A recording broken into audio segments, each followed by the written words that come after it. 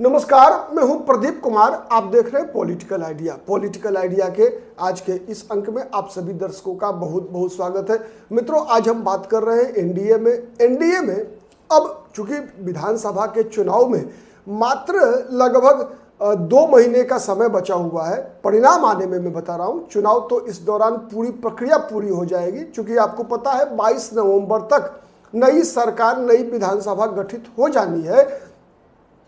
तो अब कुछ न कुछ परिस्थितियां जो है, परिदृश्य जो है दोनों गठबंधन में, चूंकि बिहार की लड़ाई जो है वो आमने सामने की लड़ाई है। हाँ, ये बात सही है कि प्रशांत किशोर की पार्टी चुनाव को त्रिकोणीय बनाने का प्रयास करेगी, लेकिन कितनी सफल होगी प्रशांत किशोर की पार्टी, आज मेरे जैसे व्यक्ति के लिए कहना मुश्किल है। लेकिन आमने सामने की लड़ाई है दोनों गठबंधन के बीच, एनडीए और दूसरी तरफ महागठबंधन। एनडीए में बीजेपी सबसे बड़ी दल है, लेकिन बीजेपी सबसे बड़ी दल है जरूर, लेकिन सबसे बड़े नेता है नीतीश कुमार। वहीं आरजेडी में महागठबंधन में आरजेडी सबसे बड़ा दल है, तेजस्वी सबसे बड़े नेता हैं, लेकिन वहां भी राहुल गांधी सबसे बड़े नेता बनने का प्रयास कर रहे हैं।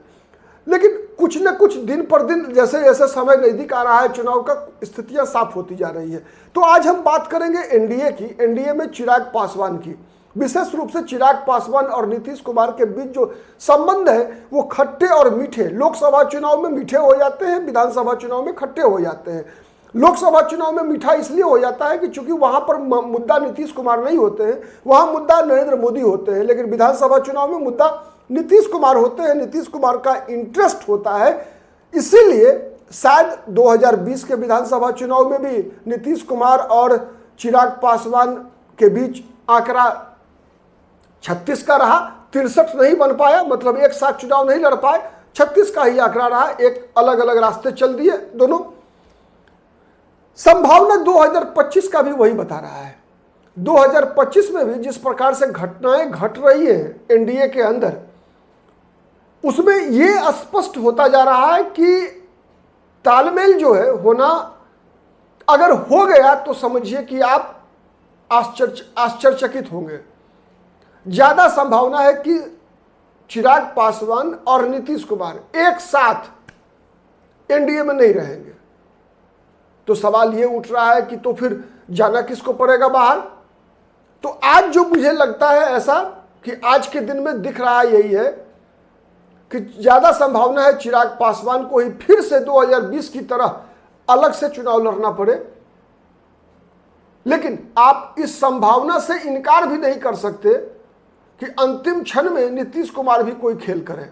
इस संभावना से इनकार नहीं कर सकते। अभी कुछ समय है, एक सप्ताह के अंदर और सारी स्थितियां साफ होगी। मैं क्यों कह रहा हूं उसके कारण को समझिए। अब चिराग पासवान और नीतीश कुमार दोनों की ओर से आर और पार वाली स्थिति होती जा रही है। एक तरफ सीटों की संख्या, माने सीट बंटवारा हुआ नहीं एनडीए में, और नीतीश कुमार लगातार अपने उम्मीदवार की घोषणा कर रहे हैं। आपने देखा बक्सर जिले में राजपुर विधानसभा सीट है, वहां से सीटों के बंटवारे की घोषणा से पहले कौन सी पार्टी कितनी सीटों पर लड़ेगी और किस पार्टी के के खाते में कौन सी विधानसभा सीट जाएगी, इसको तय हुए बगैर एनडीए में नीतीश कुमार ने अपने उम्मीदवारों का हाथ उठवाना शुरू कर दिया। आपने देखा राजपुर विधानसभा सीट पर बक्सर में नीतीश कुमार ने संतोष कुमार निराला, जो उनकी पार्टी के पूर्व में विधायक रहे हैं, वहां से उनको हाथ पकड़ कर उठाया और वहां मौजूद जनता से पूछते हैं कि इनको जितवाइएगा ना, इनको जितवाइएगा ना। मतलब क्या है भाई, ये तो तब होता है ना जब उम्मीदवार की घोषणा हो जाती है। और तो अभी तो मतलब स्थिति ये है कि पेट में बच्चा और नगर में ढिढोरा। ठीक है, तो ये स्थिति है कि पेट में बच्चा है और नगर में ढिढोरा पीट रहे हैं। तो ये हिसाब किताब है। तो नीतीश कुमार की इस बात को क्या समझा जाए? इस बात को तो यही समझा जाए कि नहीं, ऑटोक्रेसी है, कि मतलब हम जो चाहेंगे वही होगा, यही तो है। उसके बाद केवल राजपुर में ही नहीं रुके नीतीश कुमार, बल्कि नीतीश कुमार केसरिया विधानसभा सीट है, वहां भी जनता दल यूनाइटेड की पूर्वी चंपारण में एक ही विधानसभा सीट पर जदयू जीती थी। तो वहां शालिनी मिश्रा है, जनता दल यूनाइटेड की विधायिका है, वहां भी जाकर यही चीजें कि इनको जितवाइएगा ना। अब भैया मतलब चूंकि पिछली बार लोक जनशक्ति पार्टी तो नहीं थी एनडीए में, तो आप लोक जनशक्ति पार्टी को जो भी सीटें दी जाएगी, इसका मतलब क्या है कि नीतीश कुमार जो 115 लड़े थे, 115 इस बार भी लड़ेंगे। और यदि 115 लड़ेंगे तभी तो नीतीश कुमार अपनी जीती हुई सीट पर भी अनाउंस कर रहे हैं उम्मीदवार की, हारी हुई सीट पर भी अनाउंस कर रहे हैं। तो इसका मतलब क्या है? इसका मतलब है कि चिराग पासवान के लिए सीट कहां निकलेगा, उपेंद्र कुशवाहा के लिए सीट कहां से निकालेंगे, जीतन राम मांझी के लिए सीट कहां से निकालेंगे। उपेंद्र कुशवाहा को कहा गया अभी लोकसभा चुनाव के दौरान कि अभी लोकसभा चुनाव में आप एक सीट पर लड़ लीजिए, विधानसभा सीट चुनाव में कंपनसेट करेंगे। तो कब होगा कंपनसेशन? उल्टा विधानसभा में भी आप उनको सीट काटने के चक्कर में फंसे हुए हैं। लोक जनशक्ति पार्टी के साथ भी वही हुआ। पिछला लोकसभा चुनाव में 6 सीटें लड़ी एलजेपी, इस बार 5 पे पटक दिए, कहे कि विधानसभा चुनाव में कंपनसेट करेंगे। का विधानसभा चुनाव आ गया तो आप कहते हैं कि 15 सीट लड़ लो, 18 सीट लड़ लो, हमको कोई मतलब नहीं है लोक जनशक्ति पार्टी से, जाने भाजपा वाला। तो ये जो एटीट्यूड है नीतीश कुमार का, इस एटीट्यूड में कहीं कोई, जैसे 2020 में दिखा था ना कि नहीं हम जो चाहेंगे वही होगा, वही एटीट्यूड बरकरार है। मतलब पिछली बार की हार से नीतीश कुमार ने कोई सबक नहीं लिया है। कहा जाता है कि कुछ स्वभाव ऐसे होते हैं जो व्यक्ति के जीवन में जिंदगी के साथ भी और जिंदगी के बाद भी होता है। तो शायद ये लगता है अहंकार जो है नीतीश कुमार का, ये नीतीश कुमार के साथ ही जाने वाला है, खत्म नहीं होने वाला है। और ये कोई पहली बार नहीं है मित्रों, ये मैं बताऊं आपको, नीतीश कुमार और चिराग पासवान की ये जो 36 का की केमिस्ट्री है, ये कोई चिराग पासवान से शुरू हुई है ऐसी बात नहीं है, ये बहुत पहले से शुरुआत है इसकी, ठीक है। और ये शुरुआत है 1979 से ही कह लीजिए आप। आपने शायद जो इतिहास के विद्यार्थी हैं, जो राजनीतिक इतिहास पढ़ते हैं, उनको पता होगा बेलछी हत्याकांड, बेलछी नरसंहार। जब इंदिरा गांधी हाथी पर चढ़कर बेलछी गांव पहुंची थी, यही पटना जिले में है, हरनौत विधानसभा क्षेत्र में बेलछी, वहां एक नरसंहार हुआ था पासवान जाति के लोगों का। भूमिपतियों ने नरसंहार किया था और भूमिपति कुर्मी जाति के लोग थे। हरनौत विधानसभा जहां के नीतीश कुमार 77 में चुनाव लड़े थे लेकिन हार गए थे।